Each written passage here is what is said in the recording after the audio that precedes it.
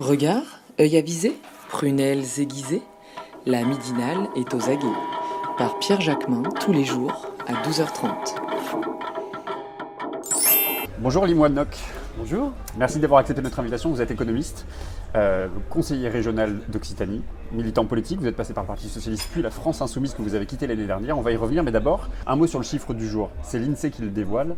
La croissance est en berne de 1,5% en 2018 contre 2,3% en 2016. Quelle lecture vous en faites de cette croissance en berne ? C'était attendu. Il y a un trou d'air dans la zone euro et dans l'économie française. Le gouvernement avait tablé une croissance de 2% pour faire son budget. À l'automne, il a révisé cette prévision à 1,7 et là, tout le monde s'attendait à 1,5. C'est dû au fait que ce qu'on appelle l'alignement des astres est maintenant terminé. L'alignement des astres, c'était un climat de bas taux d'intérêt, un euro faible par rapport au dollar, une reprise américaine qui tirait la croissance mondiale, des prix du pétrole relativement bas.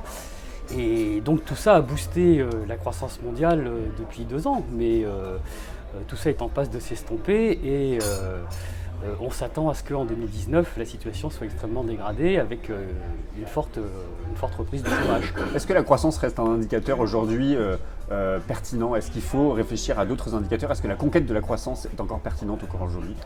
Le débat est mal posé parce que contrairement à ce qu'on croit, les politiques d'austérité tuent la croissance. Les 3 décennies libérales qui se sont écoulées sont des décennies où on a eu du profit, on a eu des dividendes versés aux entreprises, mais comme elles n'ont pas investi, il n'y a pas eu de croissance. Contrairement à ce qu'on croit,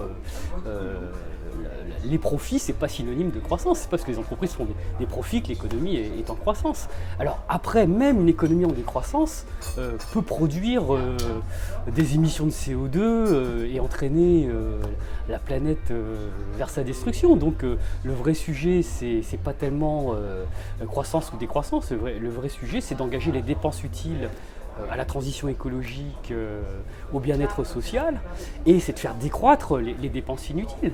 Et le solde, au final, il sera vraisemblablement positif. Lorsqu'on avait chiffré le programme de la France Insoumise, on faisait décroître les dépenses inutiles, les gares inutiles, le nucléaire, on le faisait décroître. Par contre, on faisait croître les dépenses utiles, le renouvelable, le ferroutage, etc. Et au final, on avait une croissance de 2,2% qui est supérieure à la croissance actuelle. Le vrai problème, c'est pas croissance ou pas croissance. Le vrai problème, c'est décroissance des dépenses inutiles et croissance des dépenses utiles. Et compte tenu des énormes besoins de l'humanité, on aura vraisemblablement une croissance plus importante qu'aujourd'hui si on appliquait un bon programme, mais avec une transition énergétique, l'enjeu c'est de faire décroître les émissions de CO2.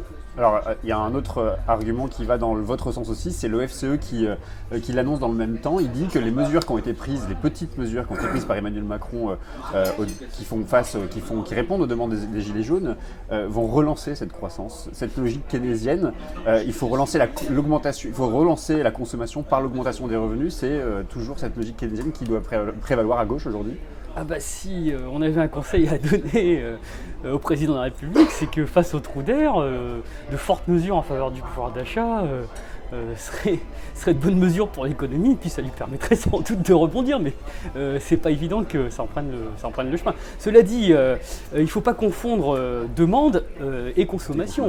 La demande, c'est pas que la consommation, c'est aussi l'investissement. Et le vrai sujet aujourd'hui, c'est que les entreprises n'investissent pas. Et le fait qu'il n'y ait pas d'investissement fait qu'il n'y a pas d'investissement, il n'y a pas d'emploi, et au total, la demande globale décroît, quoi. Un mot sur les Gilets jaunes, justement. Qu'est-ce qui vous inspire ce mouvement, cette colère ? C'est le retour de la question sociale. Alors je sais que dans Regard, certains théorisent aujourd'hui qu'il n'y a pas de hiérarchie entre les questions sociales et les questions sociétales. Mais là, on assiste à un retour de la question sociale qui avait été minimisée par certains à gauche et à la gauche de la gauche elle-même. La différence, c'est quoi ? C'est que le salariat traditionnel, révolutionnaire entre guillemets, a subi des défaites importantes au cours de ces 30 dernières années.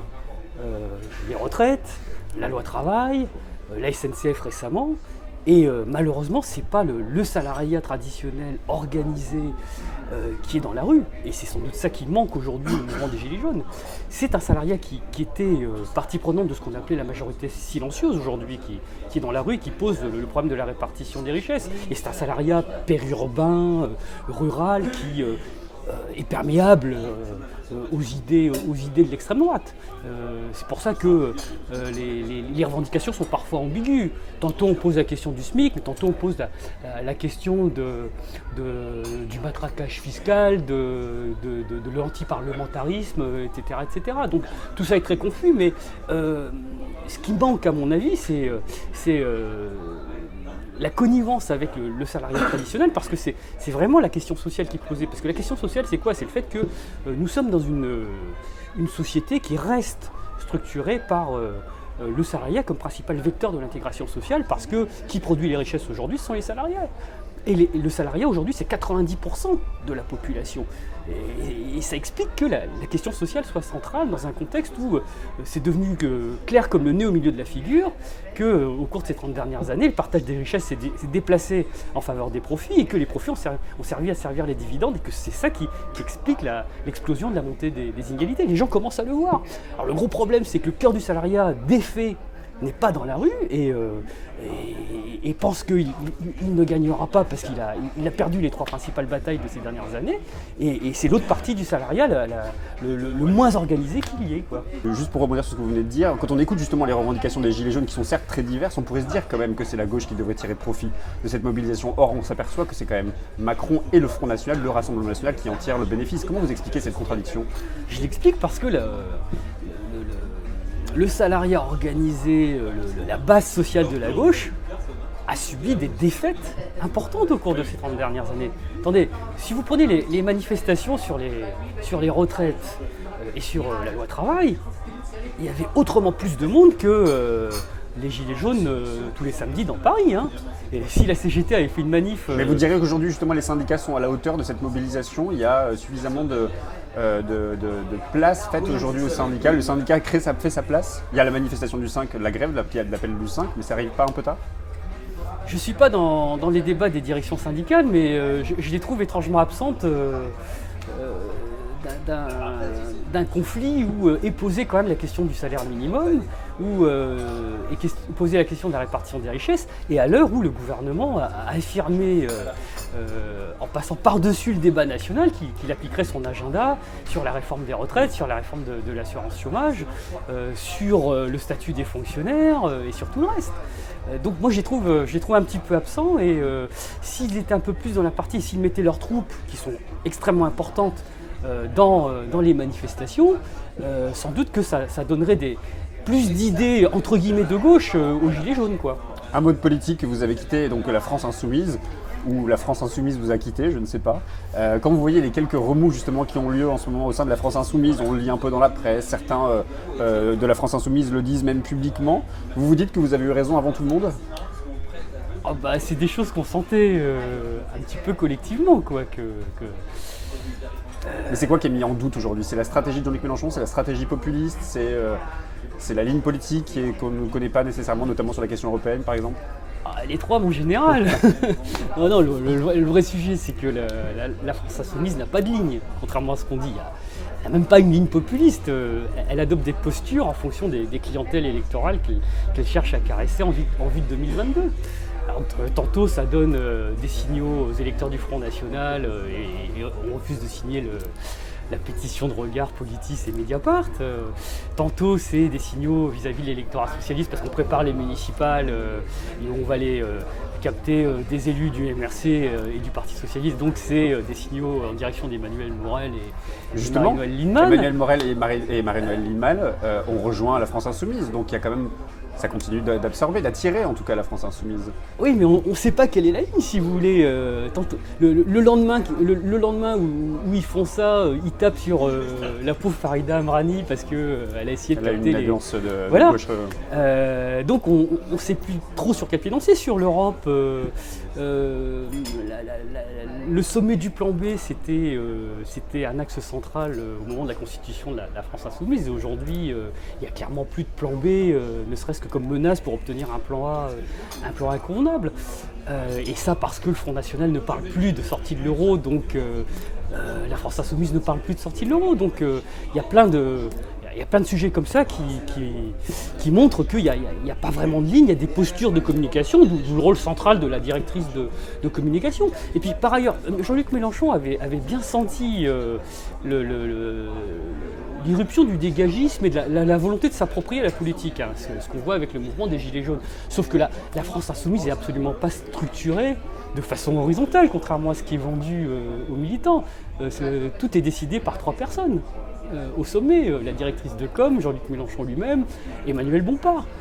Donc au bout d'un moment, ça finit par se voir, quoi. Dans les derniers sondages, pas une seule liste de gauche ne franchit le cap des 10% aux élections européennes, et les seuls qui peuvent espérer des élus, visiblement, ça pourrait être la France Insoumise et les écologistes. Ça vous inquiète sur l'avenir de la gauche? La gauche peut disparaître en France? Tout le monde va s'entretuer au moment des élections européennes. Et ce qu'on peut espérer, c'est que les gens de bonne intelligence finissent par se mettre autour d'une table après, à dépasser les clivages traditionnels et à faire autre chose qu'un cartel. Mais ça veut dire quoi pour vous? Ça veut dire faire ce que la France Insoumise aurait dû faire, aurait pu faire, parce qu'elle avait commencé à le faire, et en dépassant la logique du cartel qui a été le front de gauche, et ça avait donné son succès à l'élection présidentielle. Elle ne le fait plus, elle n'est pas équipée pour le faire, et ça se fera sans doute en dehors du cadre de la France Insoumise qui va finir par se déliter. Et ce qu'on peut parier, c'est qu'il y ait un... Bon, j'aime pas tellement le mot parce que l'époque n'est pas la même, mais il y aura sans doute un épiné des opposants à Emmanuel Macron. Il faudra que ça se fasse en dépassant les partis tels qu'ils existent aujourd'hui. Alors il y aura d'autres partis, il y aura d'autres mouvances. Mais je pense que la logique voudrait que toutes les gens de bonne intelligence se respectent et se mettent autour d'une table. Alors là, évidemment, ensuite, il y aura encore des discussions. Il ne faudra pas fermer le jeu. Il y aura ceux qui pensent qu'il faut un revenu universel et une Europe fédérale. Il y a ceux qui pensent qu'il faudra une logique plus républicaine, que le travail doit rester central dans le modèle social, etc. Est-ce que ce que vous dites, ça n'est pas un peu ce que dit Place Publique, le mouvement de Raphaël Glucksmann, que Libé qualifie de gauche bisounours aujourd'hui? Glucksmann, de mettre tout le monde autour de la table. Glucksmann défend clairement ce qu'il appelle un pacte girondin avec un revenu universel au milieu. Ce qui n'est pas forcément la tasse de thé, notamment des insoumis ou de ceux qui appartiennent au mouvement syndical, pensant que le modèle social doit rester centré sur le travail. Donc Glucksmann n'est qu'une infime partie de ce que pourrait être le gros regroupement que tout le monde appelle de ses voeux, où il y aura forcément d'autres tendances. Il y aura les héritiers de la deuxième gauche qu'ils sont, et puis il faudra, s'agissant de la tradition que certains d'entre nous représentons, affirmer la prévalence d'une première gauche avec un logiciel renouvelé, affirmant la centralité du travail, la nécessité de la transition écologique. Et le Parti socialiste n'existe plus. Il va sans doute être condamné par les électeurs eux-mêmes, parce qu'en démocratie, le juge de paix, c'est le suffrage universel. Donc moi, quand je vous dis dépasser les frontières traditionnelles, ça veut dire dépasser l'existence même des partis traditionnels. S'il y a un épiné, ça ne sera pas le Parti socialiste, le Parti communiste, Génération, la France insoumise, non. Ça sera des mouvances idéologiques qui sont le propre de la tradition politique française, qui continueront à subsister, les héritiers de la deuxième gauche, les héritiers de la première gauche, etc. Parce que ces traditions sont fortes, elles seront renouvelées compte tenu des enjeux actuels, elles auront sans doute d'autres noms, et il faudra que tout ça se rassemble autour de quelque chose qui n'a pour le moment pas de nom. Merci beaucoup.